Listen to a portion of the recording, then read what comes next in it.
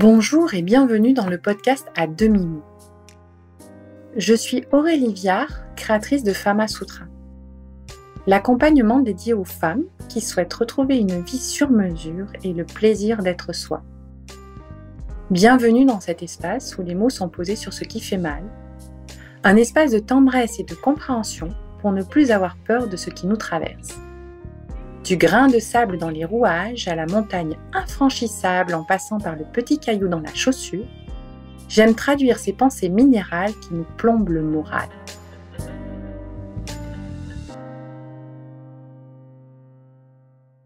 À demi-mot. Hello tout le monde, très content de vous retrouver pour un nouvel épisode. J'espère que les mots posés ici seront libérateurs. Je m'adresse aujourd'hui aux femmes qui ont peur d'avoir un enfant.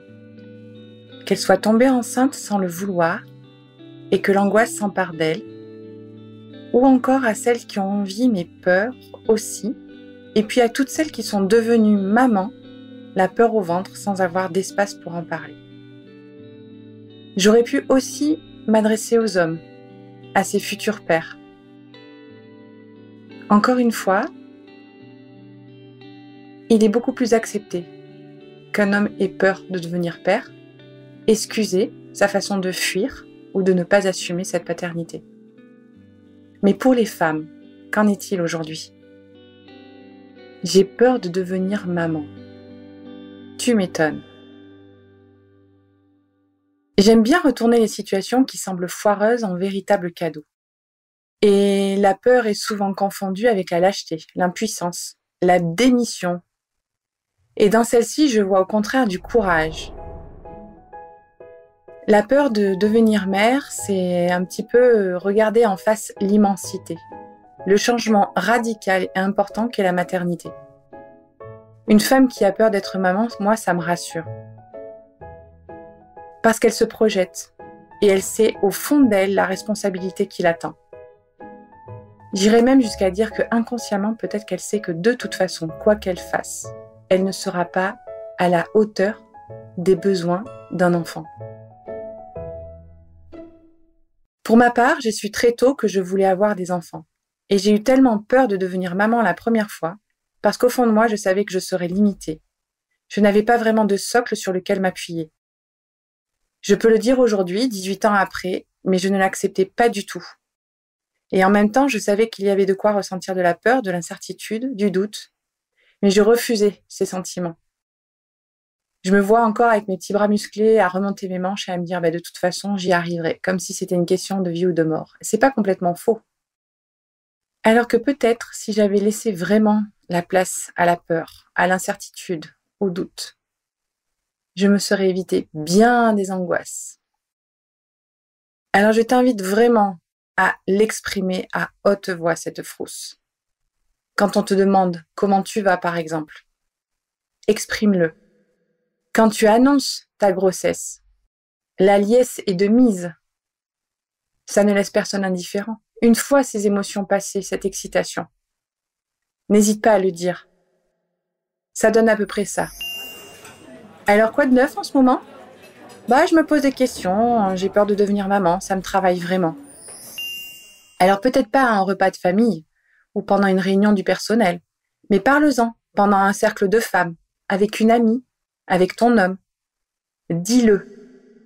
Si tu n'y arrives pas, mets mon podcast en fond, ça ouvrira le dialogue. Je vois 2 bonnes raisons pour en parler. Il y en a beaucoup d'autres, mais au moins ces 2 sont thérapeutiques. La première, c'est que tu te rendras compte qu'autour de toi, il y a des super mamans, des femmes que tu admires dans la façon dont elles gèrent la fatigue, la douceur avec laquelle elles tissent le lien à leur enfant. Ou peut-être que tu les admires dans leur capacité à jongler entre le pro, la maison, les aînés. Et là, tu te dis, mais jamais je pourrais gérer aussi bien. En fait, si. Mais comme tout, les ressources apparaissent en même temps que le défi qui se présente. N'hésite pas à parler avec elles. C'est Wonder Woman. De ta peur, parle-en avec ces femmes-là justement. Tu te rendras compte qu'en fait, elles sont aussi habitées par les doutes, par la crainte, ce qui ne les empêche pas d'être au bon endroit quand il faut. Elles n'ont pas fait d'école secrète ou suivi des apprentissages sacrés réservés à des initiés. Elles ont simplement accepté d'emprunter le chemin avec tout ce qui le compose, le glamour et le reste, l'instagrammable et les coulisses.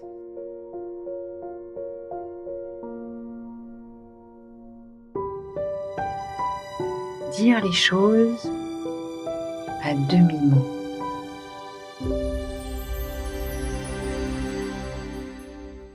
La deuxième raison d'en parler, c'est pour éviter que la peur prenne trop d'ampleur, trop de place. Libérer la parole lui donnera moins de pouvoir. À la naissance de ma première fille, j'étais tétanisée. Je me souviens très bien qu'à la clinique, le jour où je suis sortie, en plus de la fatigue, j'étais littéralement terrorisée. Elle était si petite, si fragile, si parfaite. Comment j'allais faire ? J'avais pas de guide. Pendant cette grossesse-là, j'étais abonnée à tous les magazines possibles et imaginables. Et j'étais dans une colère noire parce que aucun ne m'avait préparée à ce moment-là, le moment où j'étais seule avec elle. Où tout son bien-être, où je ressentais toute sa dépendance à moi. À la clinique, c'était plus facile. Il y avait des professionnels, c'était leur métier. Quand ma puce avait des larmes de décharge le soir, parce que pendant la journée, elle avait été passée de bras en bras, et que je n'avais pas pu me reposer, c'était tellement éprouvant.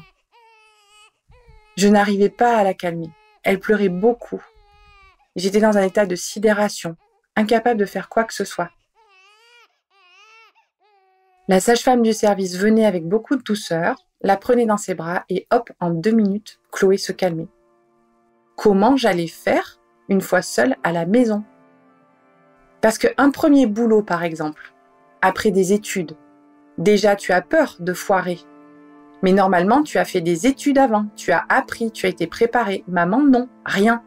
Tu débarques sur le marché maternel sans aucune préparation, sans aucun diplôme.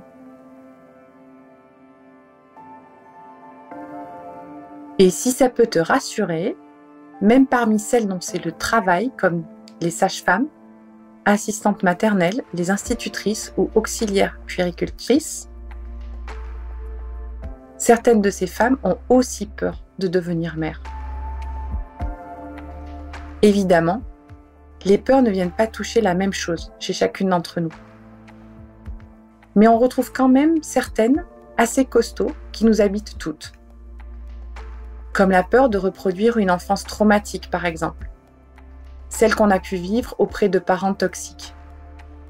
Et parfois, cette peur-là va même jusqu'à empêcher certaines femmes de devenir mères. La peur de faire du mal, la peur de la mort, la peur du futur. Et vu l'ambiance actuelle, où l'environnement et la sauvegarde de la planète est un enjeu vital, j'entends pas mal de femmes mettre ça dans la balance avant de devenir maman. Enfanter un enfant dans des conditions pareilles leur semble complètement inconscient. Et on nous dit pas que c'est normal de ressentir tout ça. En fait, c'est tellement normal que ça n'a rien à voir avec la paranoïa ou avec l'hypersensibilité. C'est juste qu'on est hyper consciente. On sait bien qu'il y a une vie avant un enfant et une vie après, et ce n'est pas la même. C'est un peu comme le syndrome du nid. Tous les mammifères, tous les animaux font ça. Ils vont choisir le contexte idéal. Conscientiser ce qui se passe autour de nous et conscientiser notre potentiel, c'est normal quand on pense à un enfant. Et conscientiser que notre vie sera totalement changée, chamboulée, ça veut pouvoir dire par exemple, attends, ça veut dire que je ne pourrai plus... Alors tu mets ce que tu veux après les 3 petits points. Je ne pourrai plus aller en boîte, je ne pourrai plus passer mes journées dans le spa, je ne pourrai plus bosser du matin 6 heures au soir 11 heures, je ne pourrai plus me prélasser toute l'après-midi à lire un livre. Mets ce que tu veux derrière les 3 petits points. Eh bien non. Pendant au moins un temps, ton rythme ne sera plus au gré de tes envies et ton quotidien sera chamboulé. Alors, il y a une petite magie là-dedans, c'est qu'il est possible que tu n'aies plus envie du tout de faire ces choses-là, que tout ce qui était important pour toi change. Et de toute façon, si tu en as encore envie, tu feras comme toutes les autres mamans, tu apprendras à t'organiser. Mais je ne connais pas une seule maman qui a pu échapper à cette parenthèse où même prendre une douche est un défi. Il y a aussi la peur de ne pas rentrer dans les clous. Oui, mais tu comprends, j'aime mon travail, il n'y a pas de place pour un enfant. Très bien, il est où le problème ? Ce n'est pas une obligation d'avoir un enfant. C'est pas une case à cocher pour être heureuse, pour réussir sa vie. Puis tu n'es pas obligé de le faire maintenant, parce que ton entourage est dans cette phase où que c'est l'heure. Et surtout, ça ne se fait pas toute seule un enfant. Alors logiquement, tu n'es pas toute seule à l'assumer. Sauf si c'est ton choix, bien sûr. Tu peux en parler à ton conjoint, à ta sœur, à ta mère, leur demander si toutes ces personnes dans ton entourage se voient t'épauler. Parce que ça aussi, c'est un véritable problème, de croire qu'on doit assurer toute seule un bébé. C'est à double tranchant, bien sûr. Il sera important de bien établir les limites de chacun. Mais c'est quand même bien d'en parler. C'est quand même bien de se dire « je pourrais compter sur cette personne pour ceci ou pour cela ». À demi-mot. Une autre peur, qui est souvent vécue, c'est la peur d'avoir mal. La peur de son corps qui se transforme, parce qu'on n'est pas dupe. On connaît toutes une maman qui a des valises sous les yeux, des vergetures, et on n'a pas envie de ça vu de l'extérieur. Même si on est dans le mood de la body positive. Parce que entre dire « ouais, c'est cool, elle s'assume comme elle est, avec ses bourrelets, avec ses grosseurs, avec ses seins qui tombent », ça c'est chouette. Mais l'assumer soi, se voir soi comme ça, c'est quand même différent.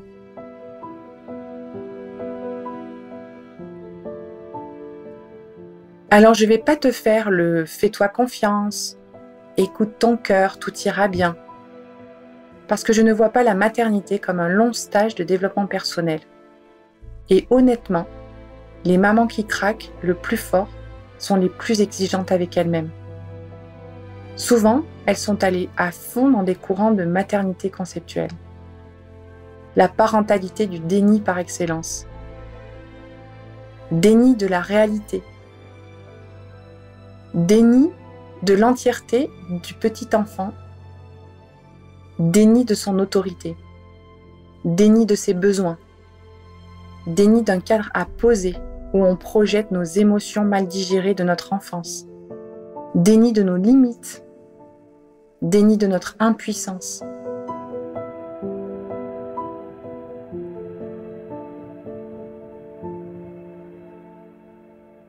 Facile pour moi d'en faire le procès, j'étais aussi attirée par tout ça. Mais après 3 ans d'accompagnement de jeunes parents épuisés, j'ai compris les dégâts de vouloir donner le meilleur à tout prix. Et c'est dans ces milieux-là où j'ai trouvé les adolescents les plus tourmentés et les femmes les plus oubliées. Alors forcément, si c'est le prix à payer pour une belle maternité, je comprends que ça fasse peur. Puis il y a les chiffres, la réalité. Il faut savoir qu'il y a 1/4 des couples qui se séparent la première année du premier enfant par manque de préparation. Pas par manque d'idéologie, mais par manque de préparation. C'est souvent l'épuisement qui vient à bout des couples, le manque de sommeil, de repères, l'anxiété, la culpabilité, l'écart entre son quotidien et ce Graal mis en avant, de l'éducation consciente, bienveillante, positive, parfaite. Parce qu'on oublie aussi quelque chose quand on pense à être enceinte et à être maman. C'est que ce sont 2 choses différentes. Il y a d'un côté la grossesse, et ensuite il y a le grand marathon d'accueillir un enfant et de l'aider à grandir jusqu'à ce qu'il devienne adulte. Et souvent, la naissance, on le voit comme une ligne d'arrivée d'un sprint. Mais en fait, c'est le départ. Alors, bien sûr, pour revenir à l'éducation et tout le maternage proximal, si tu dors avec ton bébé, si tu l'allaites longtemps, 3 ans pour ma dernière en ce qui me concerne, fais-le parce que tu en as envie, mais pas parce que les neurosciences ont prouvé que patati patata, le biberon c'est mal, qu'il va lui manquer ceci, cela, en apport émotionnel. Écoute-toi. Pour ma part, c'est quand j'ai essayé de suivre ces dogmes en essayant de donner le meilleur, de faire au mieux, c'est là où je me suis sentie une mauvaise mère. Tyrannique au possible envers moi et les autres, pour coller à un message absolu et impraticable. Pour me rendre compte, sur certains aspects, pensant bien faire, que j'ai carrément foiré. Et pour continuer sur cette lancée, j'ai aussi un scoop pour toi. Quoi que tu fasses, tu seras jugé. Je répète, quoi que tu fasses, tu seras jugé. Donc, en parlant de préparation, il y a quelques conseils pratiques que j'ai envie de te partager. Le premier, c'est apprends à rire de toi. Lâche prise. Amène de la dérision. Tu vois la fameuse scène où un enfant se met à crier dans la rue et tout le monde le regarde. Tu vivras aussi cette fois où une autre femme te regardera parce que ton enfant a attrapé un coup de soleil, par exemple. Et dans son regard ou son attitude, tu entendras « mauvaise mère qui n'a pas pris de parasol, qui n'a pas mis de casquette, et en plus, à cette heure-ci, normalement, ils le disent bien à la télé qu'il ne faut pas se mettre au soleil, qu'il faut rester à l'ombre. Et un enfant de cet âge-là, il devrait faire la sieste à cette heure-ci. Et patati et patata. » Respire, respire. Les premiers retours comme ça sont assez douloureux. Et puis tu apprends à t'en foutre totalement, royalement. Parce que c'est pareil, c'est facile à dire. Tous ces blogs qui te disent « prends plutôt plaisir à dormir en même temps que ton enfant, à le serrer contre toi pour te nourrir de sa chaleur et laisse le bordel dans la maison. » Mais le vivre, c'est complètement différent. Parce que si tu es chanceuse, ce sera juste un regard ou un sous-entendu. Mais certaines ne se gêneront pas pour te donner des conseils sans que tu n'aies rien demandé. Et surtout, celles qui n'ont pas d'enfants. Alors je t'invite à ne pas trop y prêter attention, parce qu'elles ont des principes éducatifs, mais ce n'est pas la même chose que de vivre un quotidien avec des enfants, mais elles doivent sûrement trouver ça suffisant pour se permettre de venir te faire suer avec leurs conseils à la noix. Alors fais ton cocon. Apprends à rire de toi et fais ton cocon. Et dans ce cocon, il y a les personnes soutenantes qui t'entourent. C'est toi qui les choisis. Verbalise tes besoins et n'en aie surtout pas honte. Demande-leur de t'aider à t'organiser.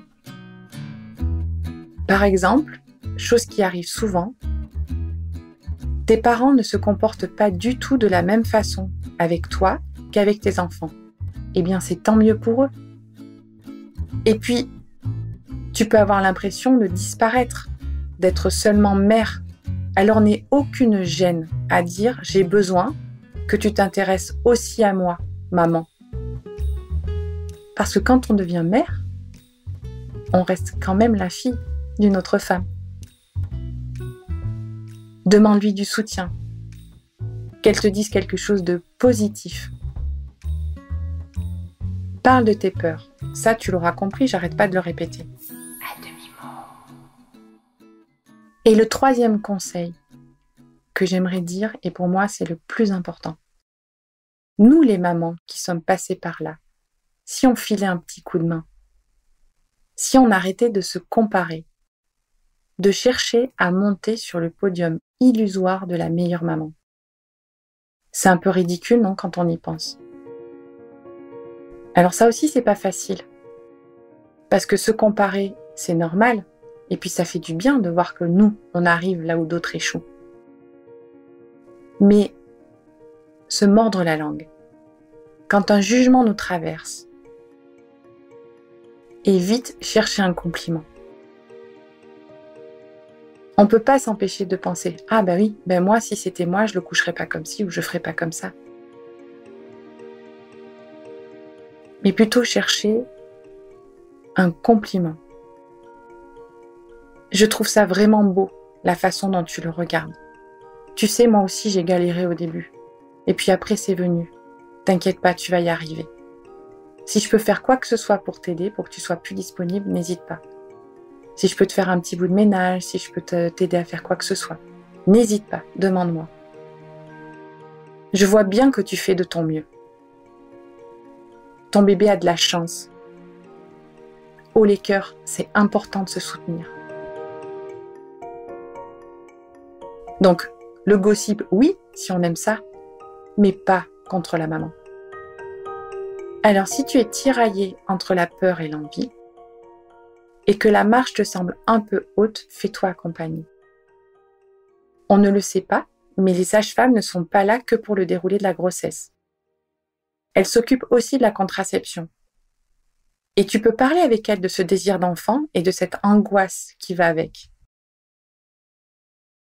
Rien ne t'empêche non plus de voir un psy quelque temps afin de t'apaiser, de dénouer, de savoir d'où viennent ces peurs-là. Mais quoi qu'il se passe, il y a autant de merveilles dans ce chemin que d'embûches. Respire. N'hésite pas à commenter ce podcast ou à m'interpeller en privé pour me dire quelles sont tes peurs à toi de devenir mère. Et peut-être que tu as juste besoin d'une assurance, de te sentir légitime, de ne pas devenir mère. Tout est ok, ce monde c'est le tien. Alors vis-le comme tu le sens.